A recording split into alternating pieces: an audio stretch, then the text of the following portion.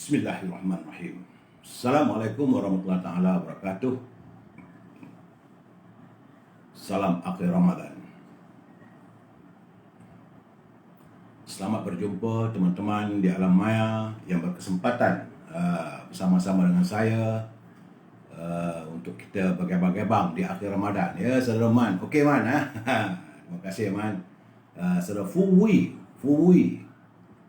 Thank you for coming Fu.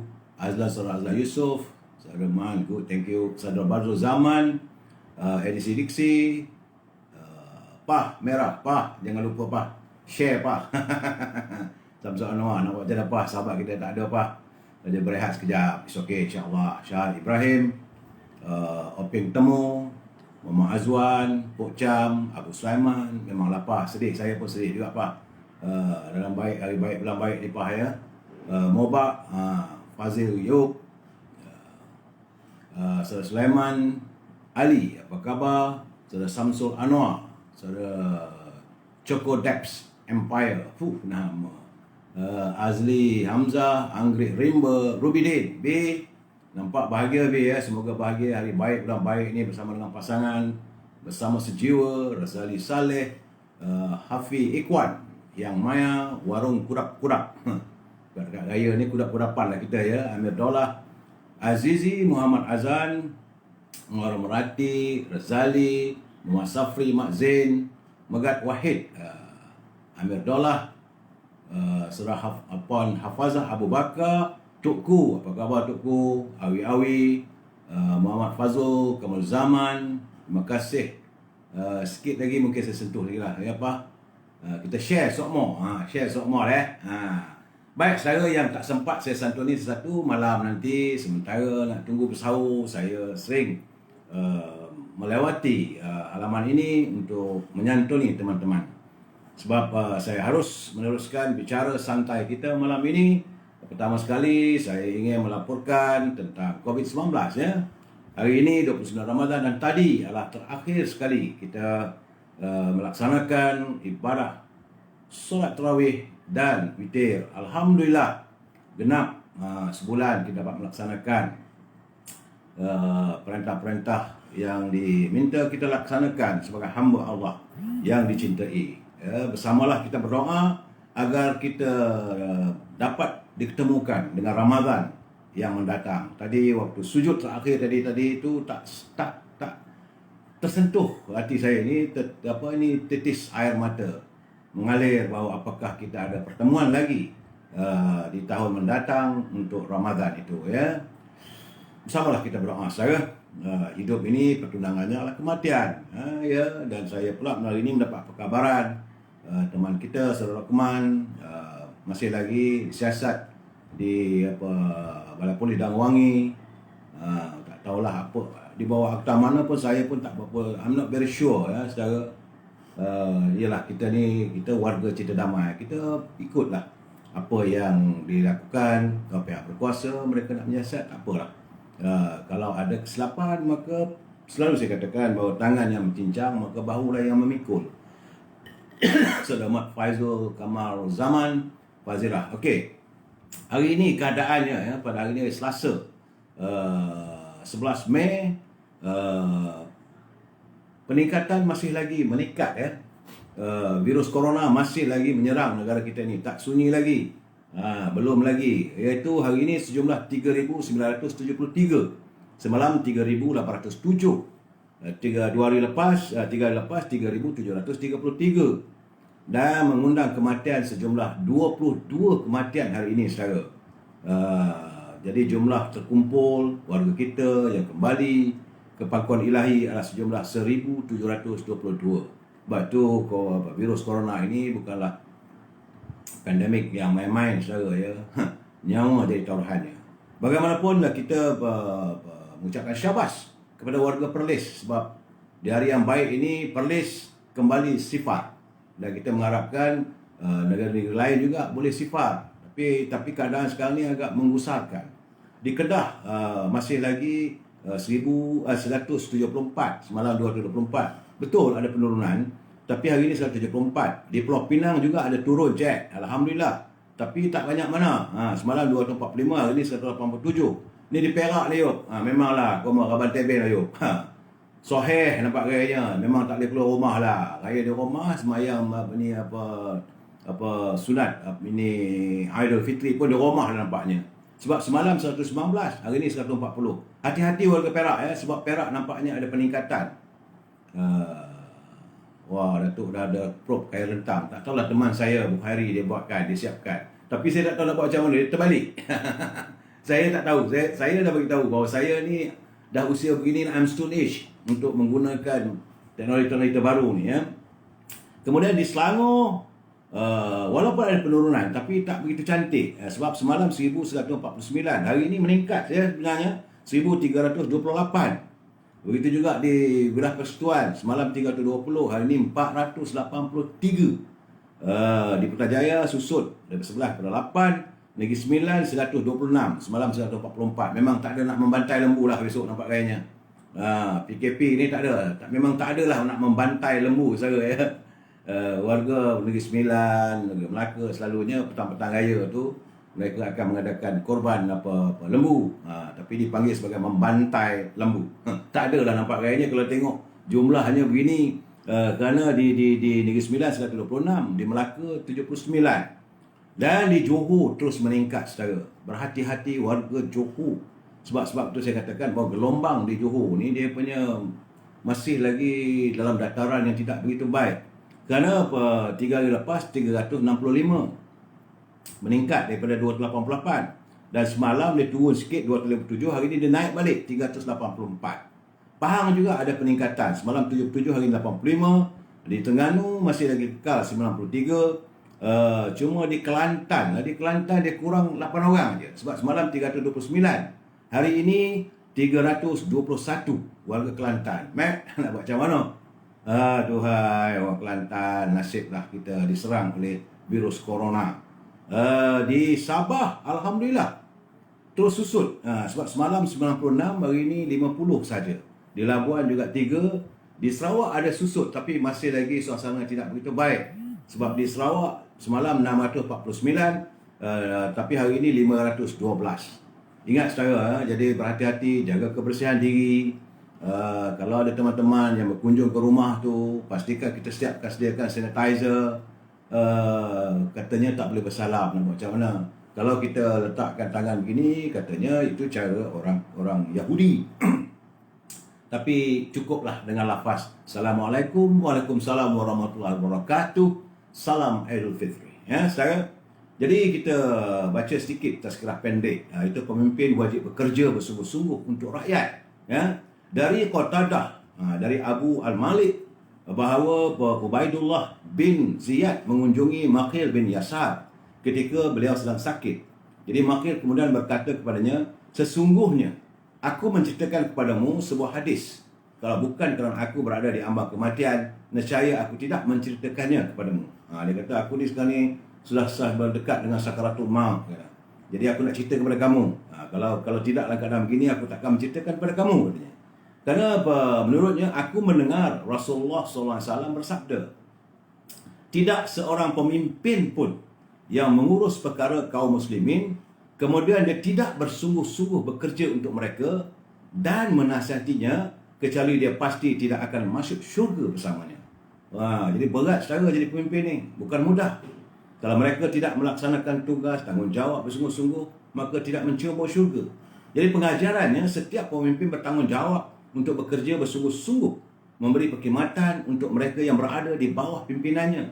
Dan sebagai pemimpin, dia perlu sentiasa memikirkan bahawa seluruh tanggungjawab dan amanah yang dipikul akan dihisap oleh Allah SWT satu persatu serta perinci di akhirat kelak. Sebab itu saya dari dulu lagi memilih untuk tak nak jadi wakil rakyat.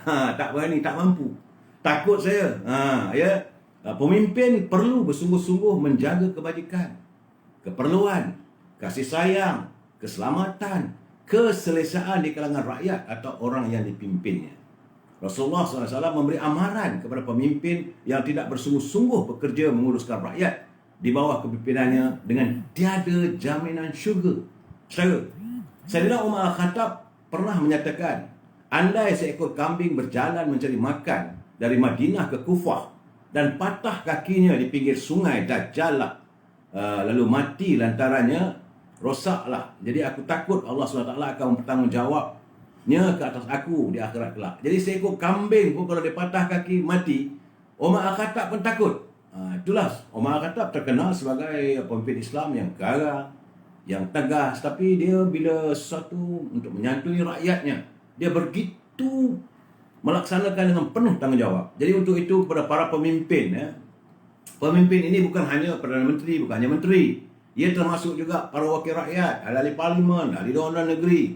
Begitu juga ketua-ketua jabatan, tuan DO, tuan yang jaga tanah, SO. Begitu juga kita sebagai pemimpin dalam keluarga kita. Jadi kita harus berusaha melaksanakan tanggungjawab kita kepada orang bawahan kita dengan bersungguh-sungguh. Sebagai pemimpin keluarga, kita harus melaksanakan tugas dan tanggungjawab sebagai ketua keluarga. Ingat saudara ya, kita ini negara kita menuju negara rahmah. Baik, itu adalah untuk sedikit tazkirah hari ini. Tajuk ini salam monotem. Salam monotorium. Sebab hari ini tak ada e-commerce. Saya kesian, saya tengok menantu saya itu masih lagi buat menyiapkan pesanan.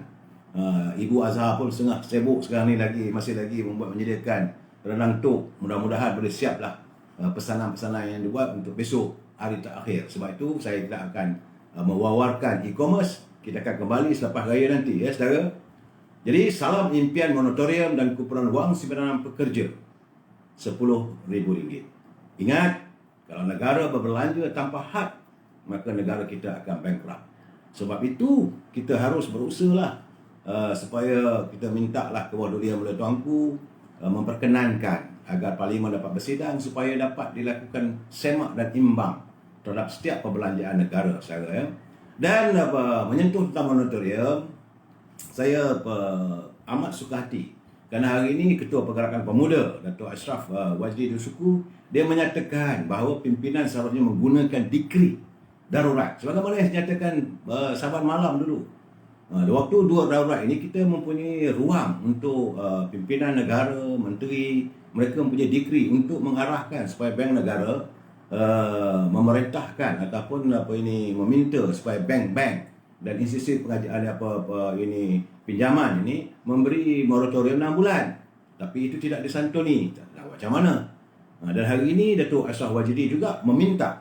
Tetapi hari ini juga Governor Bank Negara membuat kenyataan bahawa dia kata semua bank-bank tidak akan melaksanakan moratorium. Sebaliknya katanya bank negara menyediakan pinjaman untuk peminjam-pinjam sekitar dalam 430,000 peminjam untuk mendapat pinjaman daripada bank negara. Tapi tak dinyatakan cara macam mana. Dia cuma kata adalah dia punya ada jabatan yang diwujudkan. Kalau 430,000 orang minta ni macam mana nak menilai. Tapi bagaimanapun tak apalah. Kalau itulah dan yang mampu dilakukan oleh pihak bank negara, kita mengucapkan terima kasih. Adalah sedikit keprihatinan, tapi pastikan santuni warga kita selepas hari raya nanti ni. Selepas Aidilfitri, masa hari raya cuti, dia tak boleh nak tarik kenderaan. Tetapi selepas cuti, khawatir pula ada yang hilang kereta, hilang motor yang ditarik oleh pihak bank ataupun institusi kewangan. Begitu juga rumah-rumah ataupun hartanah yang sekarang ni banyak sangat surat saman daripada pihak bank. Baik saudara, tajuk malam ini adalah UMNO memikul dosa besar. UMNO memikul dosa besar. Jadi sebelum saya menyantuni ataupun memberi pencerahan berhubung permasalahan ini, kita santuni dulu pantun Pak Nazir. Kata Pak Nazir, Pak Dolah suka mengkritik baik di pejabat maupun di kedai. Sudahlah bermain politik. Jangan mengakibat Melayu tergadai. Ini kekhawatiran Pak Nazir. Dia kata janganlah, udahlah kita berpolitik ni. Jangan sampai bangsa kita tergadai. Tu Datuk Luqman Adam macam mana? Ini nenek porak yang saya dapat ni Datuk Luqman Adam masih lagi ditahan di budak polis dan besok baru bila nak ditahan reman dan sebagainya. Mungkin ada besok ada pembicaraan majlis akan datang. Maka pihak yang pendakwa ataupun pihak penyiasat akan meminta supaya tahanan reman. Terpulanglah pada magistrate ataupun hakim memutuskan sama ada boleh dibebaskan atau tidak. Bersamalah kita berdoa supaya beliau dapat menjalankan ataupun merayakan Aidilfitri walaupun dalam keadaan begini. Memang kita sedih. Nampak macam mana saudara itu keadaannya ya. Jadi selalunya begitulah. Apabila pihak polis panggil datang, kemudian ditahan. Cuma pihak polis boleh tahan, tak silap saya, 18 jam ke 24 jam. Di mana keesokan harinya, maka dia harus mendapatkan perintah tahanan reman itu daripada hakim ataupun magistrat. Itu keadaan dia. Bersamalah kita berdoa, saudara. Jangan pula kita nak tunjuk memprotes dan sebagainya, saudara. Kita rakyat cinta damai, kita santuni warga kita hadapi hari raya ini dengan baik, supaya kita tidak terjebak dalam masalah-masalah yang bukan-bukan. Biarkanlah pihak berkuasa melaksanakan siasatan sesuai dengan perundangannya, ya. Kemudian apa kata Pak Nazir lagi? Kata Pak Nazir, melemak pari santan kelapa, isteri disapa secawan sahih. Nama sendiri sudah terlupa, nyanyuk menimpa takdir ilahi. Jadi kalau dah tua tu, mungkin Pak Nazir menyindir saya kot gamaknya, saya dah tua, nama pun dah lupa, ya saya. Baik. Itulah tadi santunan pantun Pak Nazir yang begitu cantik. Cuma malam ini saya nak relax sedikit dengan saudara. Saya terima kiriman daripada nukilan saudara Dr. Ghazali Latif. Ini cara orang Kedah. Saya nak cakap pun cara orang Kedah, no. Lepas tu ini adalah kiasan. Kalau di Perak tu ada nama tempatnya lumut, ada dinding, ada parit, ada botol. Di Kedah pun ada juga. So dia kata, ini tulisan daripada Dr. Ghazali. Sekadar untuk kita menyantuni suasana, melegakan fikiran dalam keadaan yang tak boleh ke mana-mana dalam PKP ni, saudara, ya. Saudara Mat Salihin, jangan menom saudara Mat Salihin. Graduan Ion Dato' Lokman disiasat di bawah Akta Komunikasi. Yang lain saya tak tahu, belum ada pencerahan. Kita tak dapat pencerahan lagi. Kalau mengikut daripada kiriman kali tadi, dia ditahan, tak tahulah macam mana. Sabar, saudara, ya. Baik, ini celoteh orang Kedah. Saya kena baca dalam bahasa Kedah juga. Bahasa utara, no. Dia kata tok sah lah nak balik, no. Cuti ni tok sah balik Kedah. Tak ada apa dah. Tanjung pun penuh dawai dah. Kalau lalu Gerik, hampa kena baling. Nama tempat baling, hampa kena baling. Bahaya. Lepas tu lah ni panas sebab ada gurun. Titi penuh gajah. Lepas tu gajah mati pula. Sungai pun tinggal petani aja. Depa pacak tiang dalam sungai. Sungai penuh lalang dengan daun. Nak tengok kuala muda lagi. Teluk pun dah berkecai. Paya pun terendam habis. Bukit pun kayu dia habis hitam. Ada batu depa tikam. Ada padang pun dah lumat. Bukit pun besar sangat. Silap-silap hampa langgar. Nak makan susah sebab tinggal kuah saja. Nak jumpa megat pun, megat dah jadi dewa. Lagi satu, hampa boleh sesat sebab orang Kedah suka eja terbalik, no. Dia tak usah balik dah. Itu kiriman daripada Dr. Ghazali Latif. Seloka kita untuk usai kita melaksanakan ibadah tarawih tadi, ya. Terima kasih saudara Kamarudin. Baik, saudara.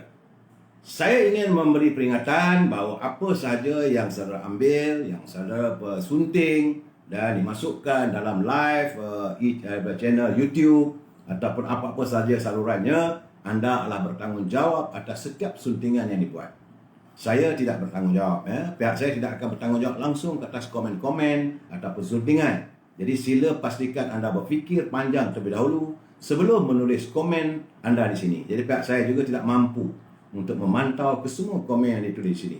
Segala komen anda adalah hak dan tanggungjawab anda. Ini tadi program saya kata, "Tok, jangan lupa duduk," dia kata. Kena nyatakan. Ini kita mesti menyatakan bahawa tanggungjawab ini terpulang pada pembaca. Kalau mana yang sempat saya santun macam Faizal Aris, Raya Syaitan terlepas, kita pula kena kurung. Surah Faizal, yang mana sempat saya santun. Cuma saya minta lah, sebaik mungkin gunakanlah bahasa yang baik-baik. Janganlah kita mencarut, memaki hamun. Itu bukan budaya bangsa kita. Kita adalah bangsa yang cinta damai, bangsa yang harmonis dari dulu, kini dan selamanya. Cuma saya nak ingat kepada saudara, ini tentang jangan lupa bayar zakat. Zakat fitrah ni, jangan lupa bayar zakat fitrah. Kerana pada masa Rasulullah, pernah sekali sahabatnya bernama Uthman, dia terlupa untuk membayar zakat fitrah. Sehinggalah selesai dia melaksanakan solat, sunat Aidil Fitri. Kemudian selepas dia sembahyang sunat tu, baru dia teringat. Maka dia pun segera pulang ke rumahnya dan mengambil seekor unta yang paling baik miliknya untuk dijual.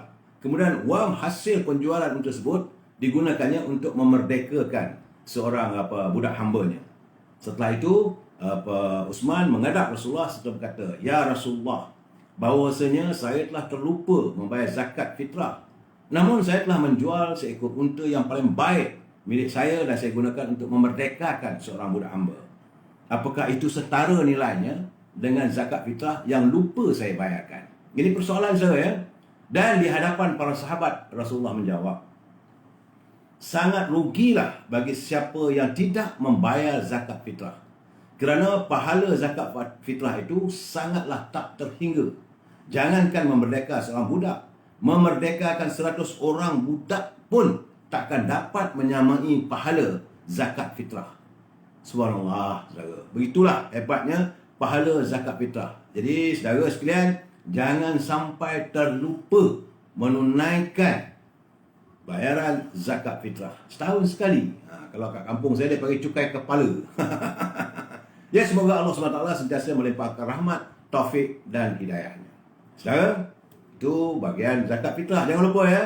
Saya mengingatkan saudara, kalau malam ni dah tak ada nak keluar, pagi-pagi besok, pergilah ke masjid. Ada amir tu. Saya tahu, saya pun tadi kelang kabut juga. Baru teringat tadi, bagaimanapun susah lah. Lepas saya solat Zuhur tadi, saya wang ganti beras untuk zakat fitrah bagi tanggungan dan diri saya kerana Allah. Jadi kena ingat zakat fitrah ini kerana Allah, bukan kerana kita. Saya ada juga satu kiriman cantik juga. Dia kata, hari ini Mekah dan Madinah masih ditutup, tapi ada satu golongan. Jadi siapa pun tak dibenarkan masuk dalam Masjidil Haram. Tapi ada satu golongan yang sedang dimuliakan oleh Allah SWT. Siapakah mereka? Ialah tukang cuci, tukang sapu, cleaner di Masjidil Haram dan Masjid Nabawi. Mereka boleh tawaf sepuas-puasnya tanpa perlu bersesak-sesakan. Mereka boleh mencium Hajar Aswad tanpa perlu berebut-rebut. Sebab dulu waktu saya buat haji dulu tu, bila nak saya ingat lagi waktu saya bawa anak saya lelaki tu, bagi nak peluang dia cium Hajar Aswad, saya cuba tahan, rasa nak patah tangan. Lah kali anak saya pun give up. Sebab ramai orang bertumpu-tumpu. Kerana kita mahu menyentuh aroma Hajar Aswad, memang wangi. Wanginya sampai sekarang ni terbau-bau lagi. Walaupun saya telah melakukan ibadah haji pada tahun 2011. Lama dah tu, dah 20 tahun yang lalu. 10 tahun yang lalu. Masih lagi tercium-cium bau Hajar Aswad. Ya. Jadi mereka yang berada di sekitaran Masjidil Haram boleh mencium Hajar Aswad tanpa berebut-rebut dengan jutaan manusia sepuas-puasnya. Mereka itu sedang Allah muliakan. Jadi dalam keadaan ini, bukan kita semua yang berpangkat, berharta, bukan kita menteri, ahli perniagaan, ahli korporat, bukan ustaz, bukan lebay, bukan pengarah. Mereka hanyalah cleaner saja. Di situlah kita harus melihat bagaimana Allah mau mengangkat darjat seseorang. Biarpun dia sebagai tukang cuci. Yang kita tak dapat, mereka dapat. Jadi, untuk apa kita nak bersikap sombong? Untuk apa kita bongkak dan lupa diri, dan kita merasa bongkak angkuh dengan jawatan yang kita ada. Sedangkan dalam saat begini, saudara tidak berpeluang untuk mencium Hajar Aswad. Mereka cleaner, tukang sapu. Mereka lah yang sekarang ini diangkat oleh Allah. Jadi apakah nikmat Allah yang nak kita banggakan? Fabi'ayna ala rabbikuma tukassiban. Nikmat Tuhan kamu yang manakah yang kamu nak nafikan? Itu ayat surah Ar-Rahman tu, saudara. Kita hanyalah ibarat debu-debu saja di sisi Allah ni. Jadi jika Allah takdirkan sekarang ni COVID meruntuhkan keangkuhan kita, maka hari ini kita harus merasa kecil. Saudara Wan Azmi, Datuk Lokman ditahan, saudara, dalam siasatan. Dia bila dia kata ditangkap, bukan ditangkap, dia sendiri pergi. Bila dia dipanggil oleh pihak polis untuk menyiasat, dia sendiri datang hadir Kemudian pihak polis terpaksa menahan dia. Tunggu besok, saudara ya. Saya sangat itu yang saya dapat bagi pencerahan berhubungan dengan sahabat kita Saudara Dato' Lokman. Saudara, ini cantik juga tulisan daripada Nik Yaakob Idris. Dia malam ni kita santun sikit-sikit sebab sebelum saya nak bagi pencerahan tentang kedudukan UMNO kita ni. Politik juga saudara. Seandainya malam ini itu 29 bulan itu malam Lailatul Qadar. Jadi malam yang sepatutnya kita isi dengan munajat dan doa. Namun cuba kita fikir, berapa ramaikah di kalangan kita yang mengisi malam-malam tersebut dengan cacian makian. Sebab itu saya minta saudara jangan saudara saling bermaki dalam WhatsApp, gunakan bahasa yang baik. Cubalah saudara lihat status sama dalam FB ke, dalam YouTube ke, dalam Instagram ke. Sepatutnya malam ini kita santuni dengan penuh harmonis. Jadi mungkin apa yang berlaku sekadar untuk menguji apakah kita layak untuk memperoleh kelebihan malam Lailatul Qadar. Jadi tidakkah kita pernah mendengar Rasulullah SAW menyebut, apa kata bagi Rasulullah? Dia kata sesiapa yang tidak meninggalkan kata-kata buruk dan keji, maka Allah tidak berhajat kepada lapar dan dahaganya. Jadi kita ni berpuasa ni saudara, sebenarnya ibadat ini kita dengan Allah. Bukan untuk orang, tidak. Kita dengan Allah, kita sanggup berkorban, menahan lapar dan dahaga. Tapi kalau kita saling maki-maki orang dan sebagainya, menggunakan bahasa-bahasa yang lucah, saudara, maka Allah kata Allah tidak berhajat kepada lapar dan dahaganya. Semoga kita tidak tergolong di kalangan orang-orang yang rugi. Okey? Dan kepada warga Perlis, alhamdulillah.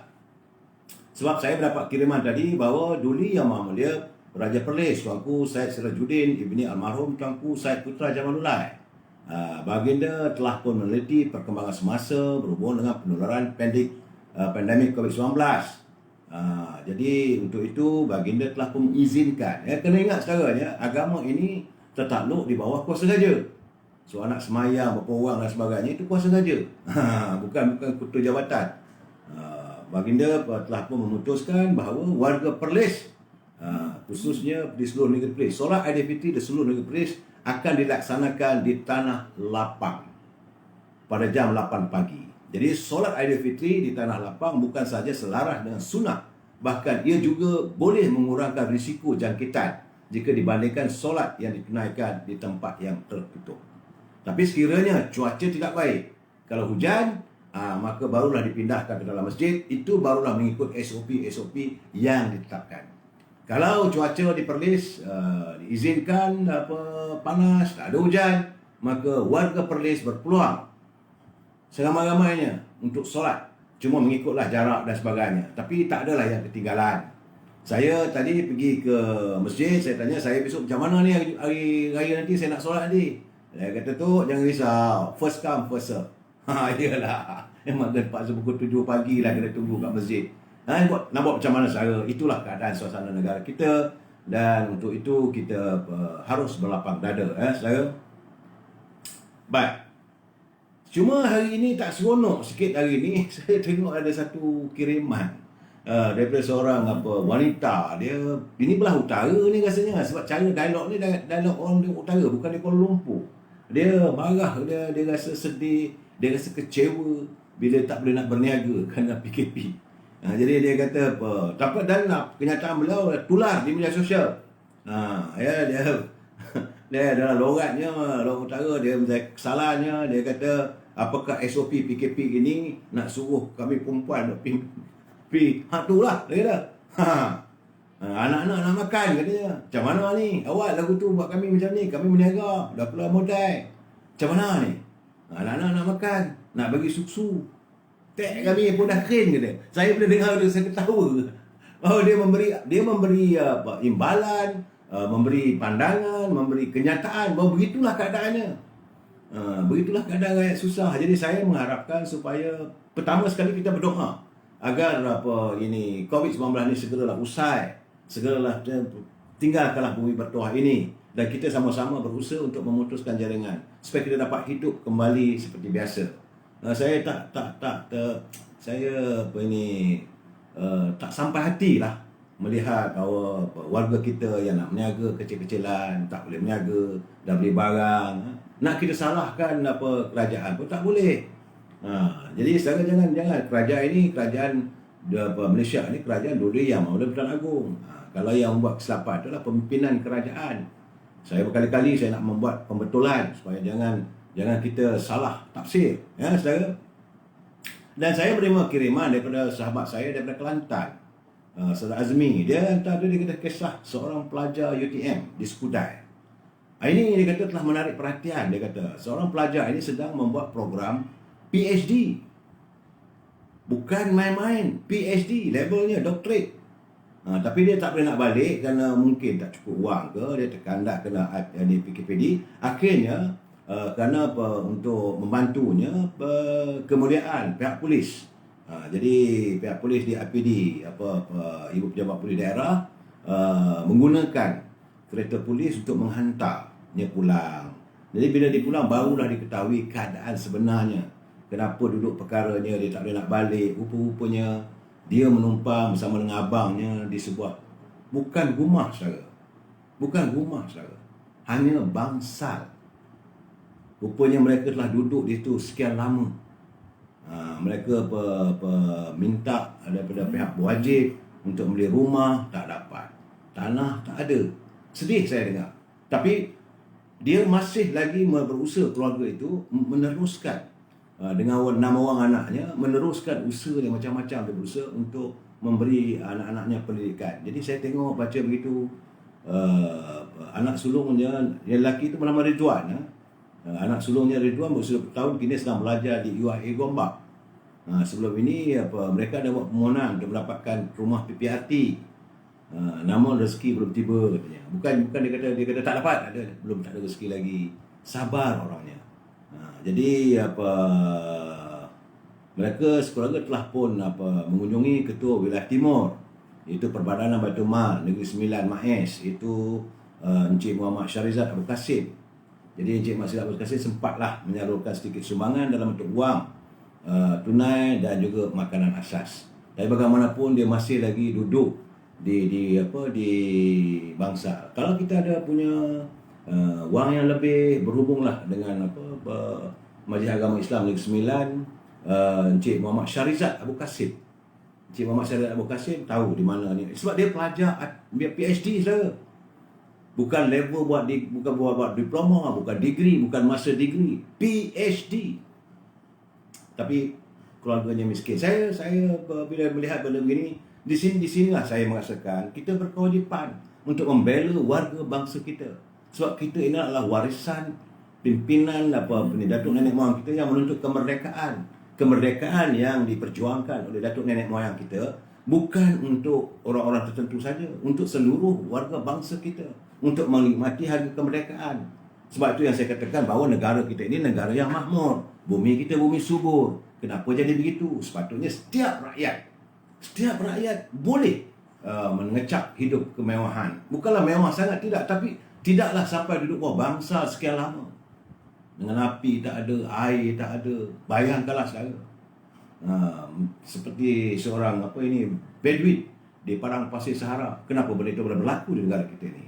Jadi kita mengharapkan agar pimpinan negeri segeralah cari. Sebab saya juga mendapat kiriman tentang pengalaman pelajar-pelajar kita di India. Dia kata baginya dia risau. Sebab dia sebagai bakal doktor, kami diajar untuk terus kuat dalam menghadapi situasi bencana seperti ini. Berartinya beliau menghadapi, dapat melihat keadaan di India, bagaimana teruknya. Bagaimanapun alhamdulillah katanya tiada penuntut terkesan dengan jangkitan COVID-19. Ini kerana kami sangat menjaga SOP dan vaksin sangat berkesan untuk mengawal pandemik ini. Katanya yang telah pun mendapat suntikan lengkap. Jadi menurut pelajar tersebut, sebenarnya keadaan COVID-19 di India sudah mendatar katanya. Beberapa bulan lalu dah mendatar. Jadi artinya di India tu memang dah mendatar. Sepatutnya kita tak bagi masuk dah mereka-mereka daripada India. Jadi bila kita benarkan mereka masuk, maka bertambah lagi lah penyebaran COVID-19 ini.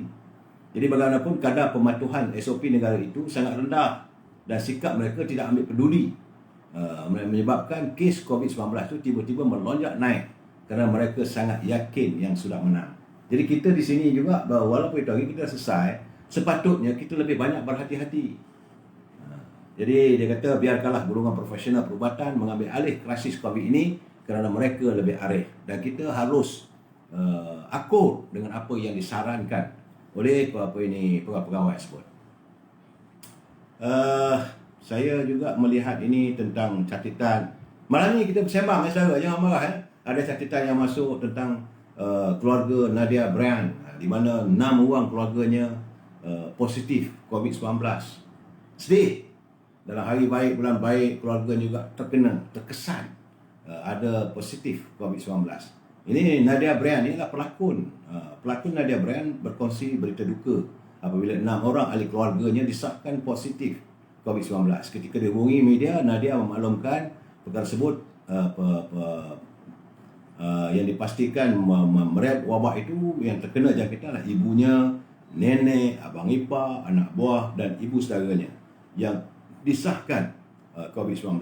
Nenek saya katanya berusia 70 tahun. Hari ini pihak KKM akan datang untuk mengambil dan bawa ke Hospital Sungai Buloh. Ahli keluarga yang lain sudah pun dihantar ke pusat kuarantin dan rawatan COVID PKRC di Taman Expo Pertanian Malaysia di Serdang, Jadi pelakon drama, dia ni pelakon drama Aku Yang Kau Gelar Isteri ni, dia mohonlah orang ramai supaya berdoa. Bersamalah kita berdoa saudara Begitu juga saya dapat melihat catatan kepiluan seorang suami yang akhirnya dapat bercakap sedikit saja dengan isterinya. Akhirnya mereka berpisah selama-lamanya apabila isterinya kembali ke rahmatullah kesal daripada COVID-19. Tak mampu saya nak menyantuni cerita ini, sedih sangat Okey, itu cerita COVID ni susah lah, kita lupakanlah. Cuma yang kita agak tak seronok ni, ada lagi rupanya cerita saman menyaman terhadap Datuk Seri Najib. Saya bukan nak membela Datuk Seri Najib, tidak. Sebab semalam ada orang tanya saya di Batak Kiriman, dia kata, Datuk berhentilah membela Datuk Seri Najib. Saya kata saya bukan membela, saya melihat ada perlakuan kadang-kadang tindakan yang tak sepatutnya. Kerana semalam Perikatan Nasional telah menugaskan peguamnya untuk mengenakan saman sivil ke atas Datuk Seri Najib. Sedangkan nak menuntut ganti rugi sebanyak 97 bilion. Tak habis lagi ni. Jadi cerita YNDB ni daripada 42 bilion sekarang ni minta 97 bilion. Ada lagi saman menyaman dan sebagainya. Habis dengan peguam-peguam semua kena saman. Kerana sedangkan setakat hari ni Datuk Seri Najib sudah dikenakan tindakan pembicaraan kes SRC, kemudian kes YMDB Tanah, laporan audit YMDB, kes IPIC, kes lucut hak harta, kes lembaga hasilan negeri. Dah ada 6 kes, tambah lagi hari ni 7 kes. Jadi berapa banyak lah nak kena. Sebab itu saya kata berpada-pada lah, berpada-pada. Selesaikan satu persatu itu secara tuntas. Hari baik, bulan baik. Jadi mayang-mayang. Saya merasakan ini tindakan begini macam ada dendam. Apakah politik negara kita ini disaluti oleh dendam? Kita tidak sepatutnya menyantuni dunia politik warga bangsa kita ini dengan dendam. Yang benar tetap benar. Kalau salah bawa ke mahkamah, biar hakim memutuskan. Tapi jangan lepas tu sampai satu-satu, lepas satu-satu. Lepas tu pembicaraannya adalah terpilih-pilih. Kita lah warga cita damai, kita negara hukum. Kita akan akur. Keputusan mahkamah kita akur. Sebab kita dalam rukun negara, kita kedaulatan perlembagaan, keluhuran perlembagaan dan kedaulatan undang-undang. Jadi tapi bila kita lihat lepas satu, pertama kita bosan. Tak habis-habis. Dah bertahun dah cerita ni. Sejak saja Barisan Nasional kalah, tak henti-henti. Lepas satu kes. Cuma kita tanya sampai bila ni? Sampai bilakah akan reda suasana ini? Sebab kita nak menyantuni kehidupan masa depan. Kita nak menyantuni warga bangsa kita yang mendatang. Cabaran dunia tanpa sepadan. Jadi tiap-tiap kali ada laporan, mesti akan tersiar dalam internet dan sebagainya. Satu dunia melihat. Tak habis lagi. Jadi akhirnya dunia mentertawakan kita. Sebagaimana dulu kita pernah mentertawakan ada negeri-negeri ataupun negara-negara di luar yang bila kita tengok Perdana Menterinya tu dibawa ke mahkamah.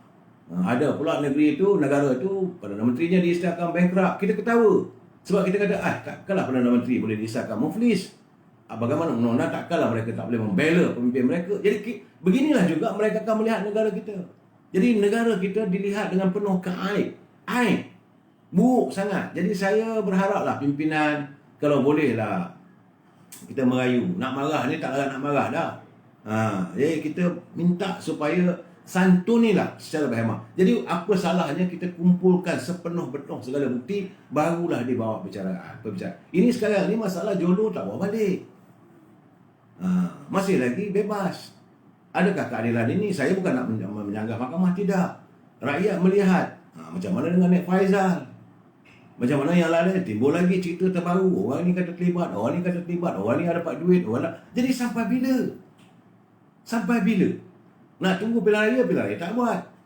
Nak tunggu minta parlimen diadakan persidangan, parlimen tak bersidang. Jadi kita ni dikelabungi. Sedangkan show must go on, life must go on, kehidupan mesti diteruskan. Zalim, saya ZMK Makmur, saya tak maulah mengungkapkan perkataan-perkataan seperti itu. Jadi bagi saya lah keadaannya, kita warga Cinta Damai, kita nak melihat bilakah akan wujudnya tenang, damai dari segi politik. Nak berlawan-berlawan lah, carilah pengaruh, tak ada masalah. Kalau you mempunyai idea, you mempunyai satu pemikiran untuk matlamatnya satu saja, untuk kepentingan bangsa dan negara. Tapi jangan itu dijadikan sebagai slogan semata-mata. Di atas pentas politik, anda berjanji pada rakyat, undilah saya, pilihlah saya akan melaksanakan pentadbiran yang berhemah. Saya tidak akan menghukum orang dengan zalim. Saya tidak akan bersikap seperti Maha Firaun. Saya tak mau benda begitu. Kita sekarang ni, kita nak mencari untuk menyantuni warga, nak bina negara untuk maju. Apakah itu hanya sekadar slogan? Kenapa mesti wujud suasana sebegini? Kotakan apa yang anda lafazkan sewaktu anda menagih yakin rakyat untuk memilih anda sebagai pemimpin. Akhirnya rakyat membuat keputusan di petak undi. Mereka terpengaruh dengan janji anda. Mereka terpengaruh dengan apa yang anda lontarkan. Jadi akhirnya mereka membuat keputusan di petak undi. Tapi saya melihat sekarang ni suasananya teruk. Suasana pertama teruk. Sebab itu saya tengok ni Wong panas membuat kenyataan. Dia kata on the claim of fraud by the YMDB. Tiba-tiba sekali YMDB pula nak saman orang tu, nak saman orang ni. Sedangkan yang kita tahu YMDB berhutang 38 ke 40 juta, 40 bilion. Sekarang ni minta sampai 78 bilion. Apa hal pula? Jadi kita tanya-tanya lah, kenapa harus rakyat diusik pemikirannya untuk mereka berada dalam keadaan tenang, untuk memikirkan macam mana nak bangunkan negara kita ni. Sebab itu saya katakan bahawa pimpinan harus melihat. Sebab itu hari ini adalah hari ulang tahun yang ke-75. Jubli Intan Parti UMNO Malaysia. Sebuah pertumbuhan politik yang sentiasa memperjuangkan perjuangan rakyat. Sebab itu saya mesti mempertahankan Parti UMNO. Parti yang ada ideologinya. Parti-parti lain saya tak nampak. Yang jelas dan tuntas adalah UMNO sejak dulu, kini dan selamanya perjuangannya adalah untuk rakyat. Roh perjuangan itu ada dalam diri setiap warga UMNO yang tulen. Bukan untuk melihat bahawa UMNO ini sebagai ladang komoditis. Bukan mahu melihat UMNO ini sebagai tempat untuk mereka berdagang kekayaan, menjana mimpi indah untuk jadi orang ternama, untuk jadi orang kaya. Bukan. UMNO ada perjuangan. Di peringkat akar umbi, ada ahli-ahlinya, ada ketua-ketua cawangan yang akan menyantuni warga di peringkat akar umbi. Kemudian ada ketua-ketua bahagian. Cuma dia rosak bila adanya wolot-wolot. Yang ini yang saya akan selalu tentang. Saya tak bersetuju apabila mereka mengamalkan politik wang. Sebab itu cuba kita dengar perutusan daripada Presiden UMNO. Datuk Seri Zahid Hamidi, dia kata mengajak ahli-ahli UMNO untuk terus bersatu hati bagi memastikan kesinambungan perjuangan UMNO ini sempena ulang tahun ke-75. Katanya tahun ini adalah tahun yang amat bersejarah bagi semua ahli UMNO.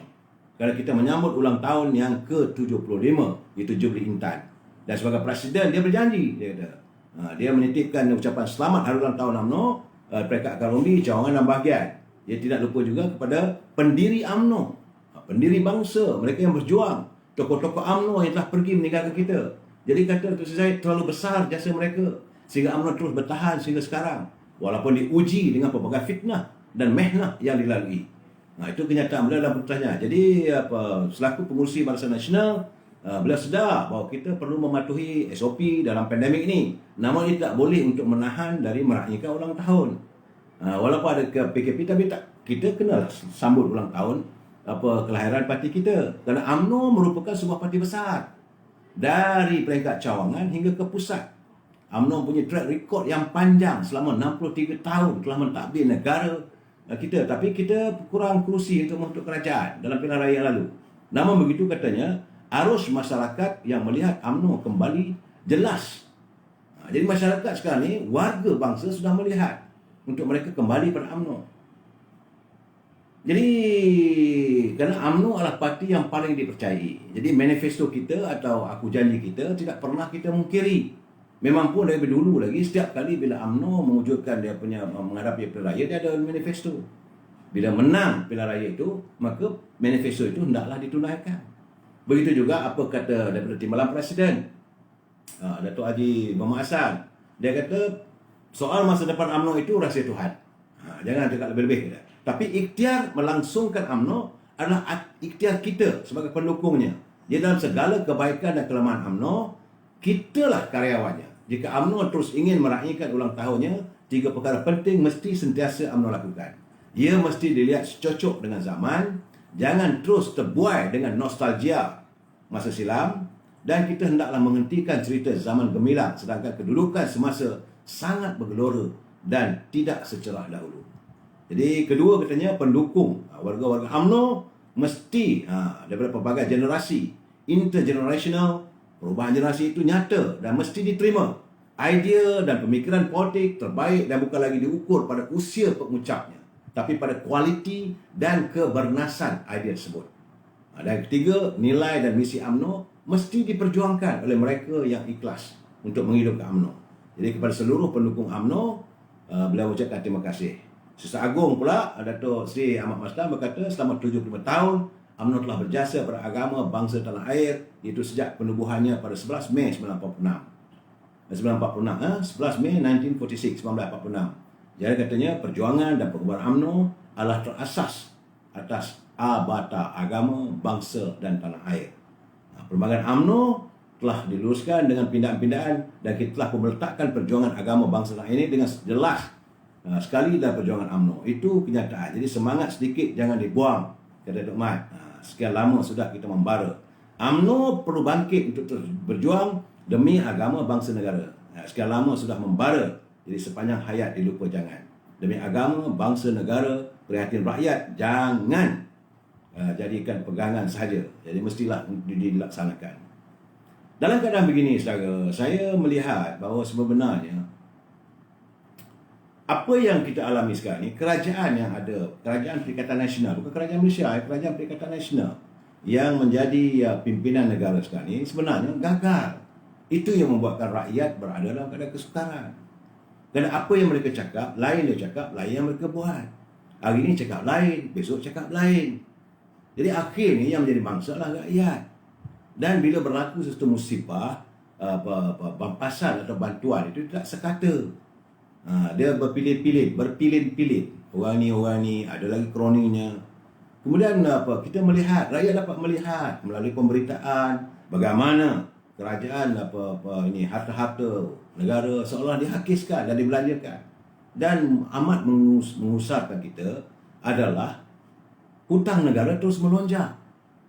Ini masalah besar sebenarnya. Dulu waktu pilihan raya yang ke-14, mereka melontarkan kenyataan bahawa mereka mau menyelamatkan negara supaya tidak terus berhutang. Mereka kalau boleh nak adakan supaya belanjawan negara ini dapat dibentangkan dengan keadaan yang berimbang, bukanlah keadaan berdefisit. Tapi apa yang berlaku sekarang ni, aset-aset negara terus terjual. Jadi kluster kayangan dengan kartelnya, mereka hidup senang lenang. Ini masalahnya rakyat dapat melihat.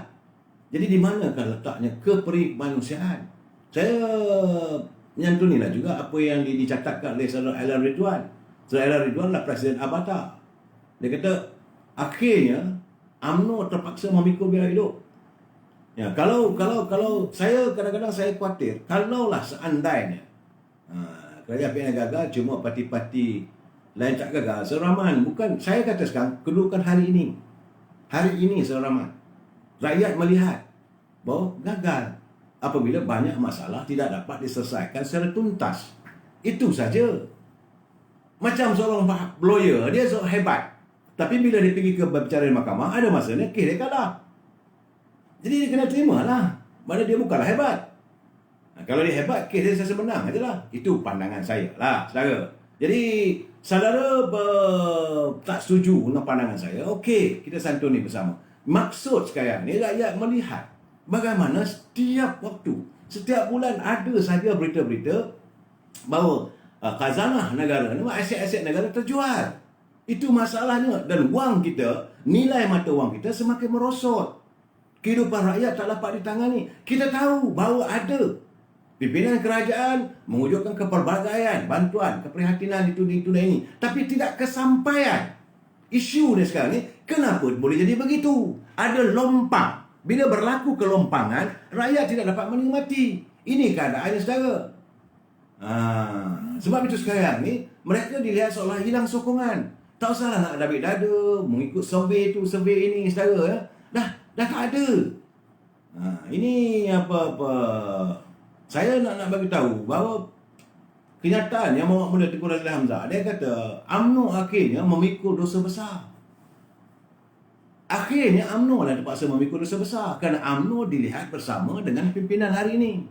Sedangkan UMNO bukanlah pemutus kata. Itu cerita sebenar. Jangan kita menipu ya Saudara Dato' Yunus Yaakob. Jadi jangan kita mengatakan kita nak mengalihkan. Tidak, kita bercakap perkara yang benar. Hari ini kedudukan rakyat, kehidupan rakyat begitu tertekan.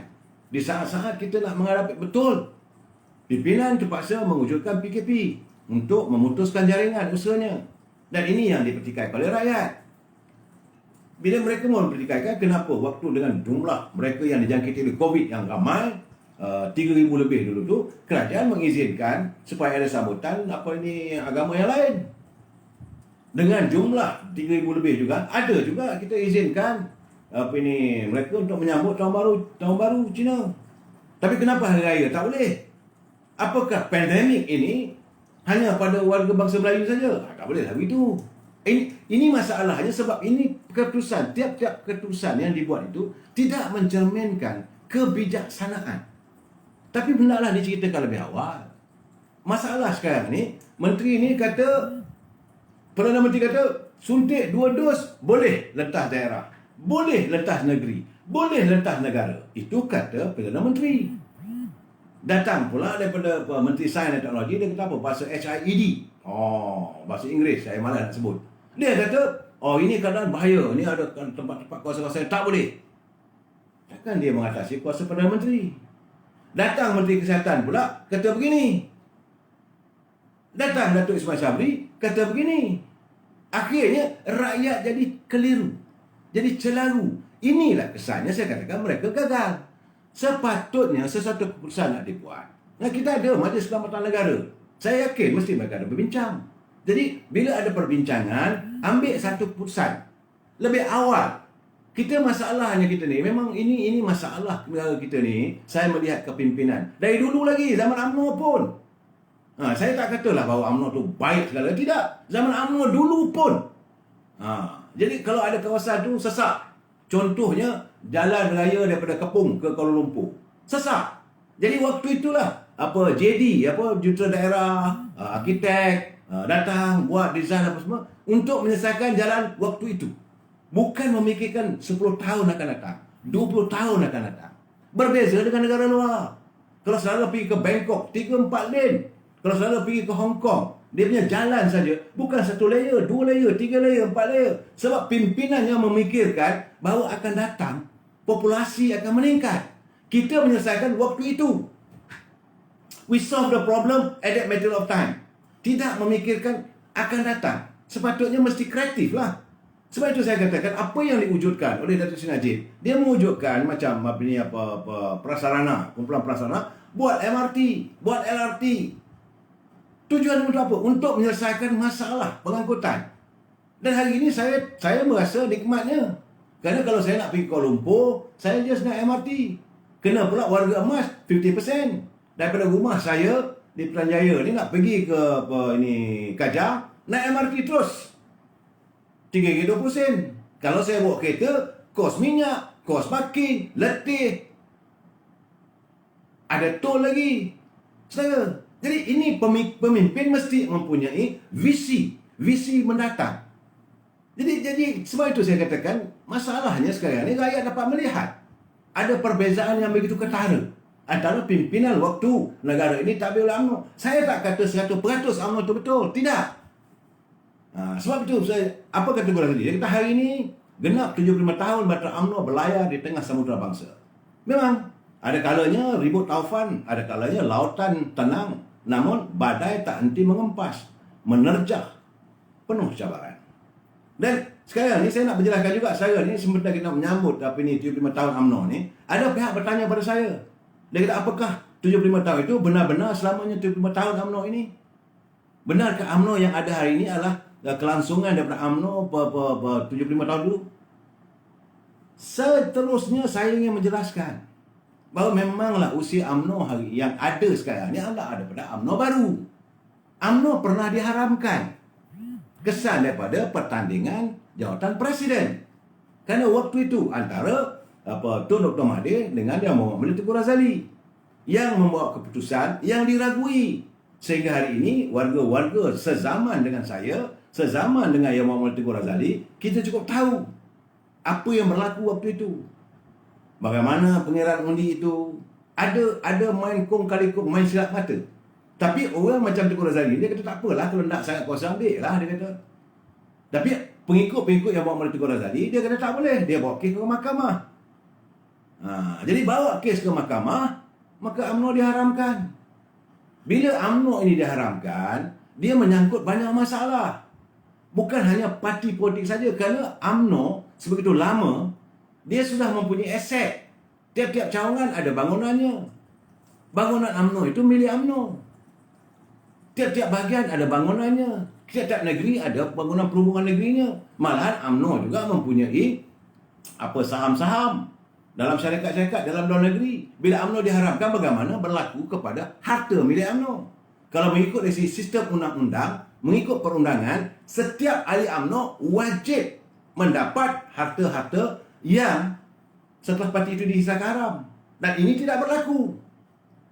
Saudara, saya tak mau menuduh sesiapa, tak baik bulan-bulan puasa ni. Tapi inilah perlu dikaji balik. Jadi akhirnya diwujudkan balik UMNO. Tapi mengikut ROS waktu itu. Waktu itu ROS kata, pendaftar pertubuhan kata, kalau 1/3 ahli-ahli lama UMNO nak mewujudkan parti itu, maka dia dapatlah. Dan kerana ketika itu Tun Dr. Mahathir adalah sebagai Perdana Menteri. Mudahlah. Maka diwujudkan balik UMNO baru. Dan akhirnya setelah diwujudkan UMNO baru, maka ahli-ahli lama juga menyertai UMNO, maka berterusanlah. Tapi kalau saudara bertanya kat saya, apakah 75 tahun ini benar UMNO sekarang ni? Tidak.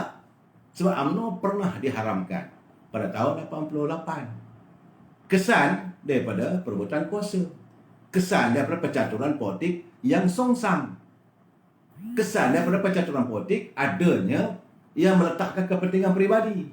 Orang macam Yang Muhammad Tengku Razali, dia kata tak apalah, orang nak tipu-tipu lah, dia kata. Nak buat macam mana, dia kata.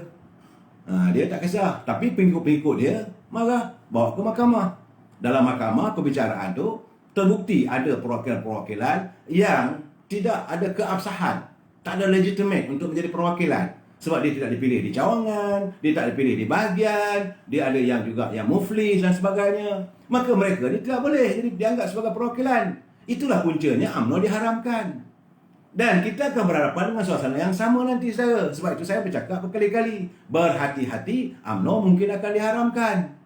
Saya mengingatkan, jangan tuduh saya tak mengingatkan. Saya memberi pandangan supaya pimpinan berhati-hati melayarkan Batara UMNO.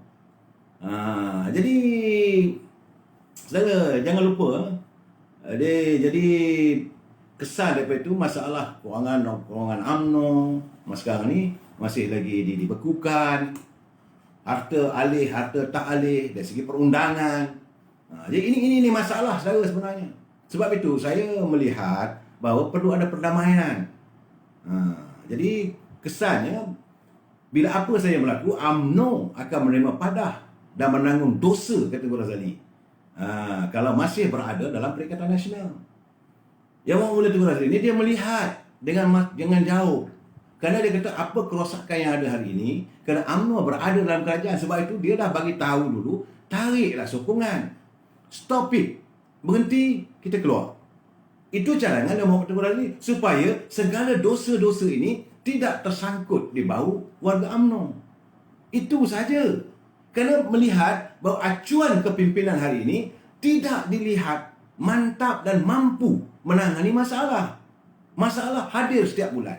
Kita perlukan wang. Tapi mereka mencari penyelesaian dengan berhutang. Memanglah dalam hidup sekarang ini keperluannya adalah wang.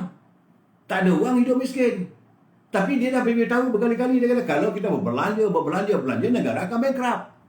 Kalau negara ini bankrupt, kerana UMNO berada dalam kerajaan, sebahagian daripada kerajaan itu adalah warga UMNO. Ahli Parlimen UMNO, menteri-menteri UMNO ada dalam kerajaan itu. Maka UMNO juga akan memikul dosa besar ini. Jadi cara yang terbaik, kata Tengku Razali, keluar je lah. Ini yang bawa Tengku Razali mengingatkan bahawa pelaksanaan darurat yang memudaratkan rakyat selain memberi kesan kepada pelaburan adalah dosa besar yang perlu dipikul. Dia tak setuju. Dia sebagai orang lama tak setuju. Yang Muhammad Tengku Razali Hamzah merasa kecewa setelah meyakini bahawa Perikatan Nasional menyebabkan rakyat menderita dengan pelaksanaan darurat sehingga Ogos ini. Apatah lagi dia kata kita terus menerus memerintah di bawah darurat, maka kurangnya modal masuk ke negara kita. Jadi ini semua, kata yang Muhammad Tengku Razali, adalah dosa yang kita tanggung. Jadi kenapa UMNO mesti memikul tanggungjawab ini? Why must UMNO carry all this burden? Orang lain cuci tangan. Jadi UMNO tak sepatutnya memikul. Betul, UMNO tak sepatutnya berkongsi dengan Sahani kerana kita tak salah. UMNO tidak bersalah. UMNO tidak seharusnya mengikut tradisi lama. Sebab dia mengingatkan lagi, jangan nak ikut tradisi lama. Itu dengan mencalonkan Presiden sebagai calon Perdana Menteri. Itu kata dia, beliau bersetuju dengan kenyataan Ketua Bahagian Johor Bahru, Datuk Syarif Samad, yang mengatakan amalan menjadi Presiden sebagai calon Perdana Menteri perlu ditinggalkan. Banyak negeri maju di Britain dan Amerika Syarikat yang jadi Presiden bukannya ketua parti. Dia jaga dasar dan perjuangan parti. Jadi itu nak diwujudkan jajaran baru. Pada pandangan beliau, dia adalah sebagai penasihat UMNO. Jangan pula serang saya, serang Tengku Razali, saya tak setuju lah. Tapi apa yang dinyatakan oleh Yang Mulia Tengku Razali, kerana sekarang ni, dia dah bagi tahu 3 bulan ke 4 bulan dulu. Ahli Parlimen UMNO, enough, tarik sokongan.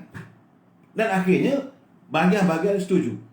Dan Perhimpunan Agung UMNO setuju. Tariklah sokongan, habis cerita. Akhirnya sekarang ni, kita become the laughing stock of the public. Pimpinan di Majlis Tinggi juga dilihat sebagai, akhirnya dia orang tahu lah apa ni. Macam-macam lah orang tuduh. Jadi kita Gadiel Leon sabar Datuk. Saya memang sabar, tapi saya mengharapkan supaya kepimpinan dapat memikirkan. Hari baik, bulan baik ni, lepas raya ni sudahlah.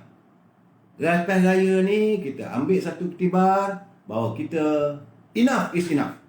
Sebab show must go on. Bukan artinya kalau kita tarik sokongan bahawa kerajaan terhenti, tidak. Kita satukan balik parti kita ini, kita acukan kembali pemikiran warga-warga UMNO ini, bagaimana kita buat negara ini. Dan saya rasa kalau ini yang dilakukan, dunia mana tuanku pun tentu akan melihat, ini keadaan sebenarnya. Maka yang paling penting sekarang ini, kita nak melihat bahawa pentadbiran politik dapat melaksanakan tugas dan tanggungjawabnya, tidak lain tak bukan adalah semata-mata untuk rakyat. Jangan diteruskan tindakan yang meletakkan rakyat berendam dalam air mata. Jangan kita menjeruk hati dan perasaan rakyat. Ingatlah, rakyat tidak pernah berdosa pada negara. Pimpinan seringkali melakukan onar dan dosa kepada negara. Jadi kita sambung lagi malam esok. Wabillahi taufiq wal hidayah. Assalamualaikum warahmatullahi wabarakatuh. Selamat membuat persiapan untuk Hari Raya Aidilfitri. Assalamualaikum warahmatullahi wabarakatuh. Selamat malam.